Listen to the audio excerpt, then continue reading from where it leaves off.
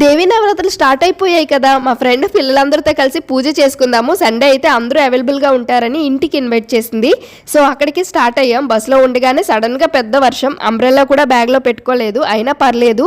సింగపూర్లో చాలా వరకు ఇలా షెల్టర్స్ ఉంటాయి. బిల్డింగ్స్ మధ్య కనెక్టివిటీ, రోడ్ దాటే దగ్గర కూడా ఇలా షెల్టర్స్ ప్లాన్ చేయడం వల్ల వర్షం పడినా పెద్దగా టెన్షన్ ఉండదు. యాక్చువల్లీ మా ఫ్రెండ్ నార్త్ ఇండియన్, పాపను ఒకసారి పార్కుకి తీసుకెళ్లేటప్పుడు పార్కులో పరిచయం అయింది. ఆ ఒక్కసారి 15 మినిట్స్ మాట్లాడుకున్నాం. ఆ తర్వాత ఎప్పుడు మీట్ అవ్వలేదు. లాస్ట్ టైం కూడా నవరాత్రులకి ఇన్వైట్ చేసింది, బట్ అప్పుడు మా హౌసెస్ పక్క బ్లాక్సే అవడం వల్ల నాకు ప్రాబ్లం లేకపోయింది. కానీ నేను జురాంగ్ వెస్ట్కి షిఫ్ట్ అయ్యి ఆల్మోస్ట్ 1 ఇయర్ అయిపోతుంది. అయినా కూడా తను గుర్తుంచుకొని మరీ కాల్ చేసి ఇన్వైట్ చేసింది. అందుకే 1 అవర్ జర్నీ అయినా పాపను తీసుకొని వాళ్ళ ఇంటికి వెళ్ళామన్నమాట. అయితే ఒక్కోసారి అనిపిస్తుంది, మనం ఎవరిని హ్యాపీగా ఉంచకపోయినా పర్లేదు, కానీ ఒకరి బాధకి మనమే రీజన్ అవ్వకూడదు. మన మాటలతో కూడా ఎప్పుడు ఎవరిని బాధ పెట్టకూడదు. దానివల్ల మనకు కూడా వచ్చేది ఏమి ఉండదు కదా. ఇలా ఉంటే అందరూ హ్యాపీ. ఏమంటే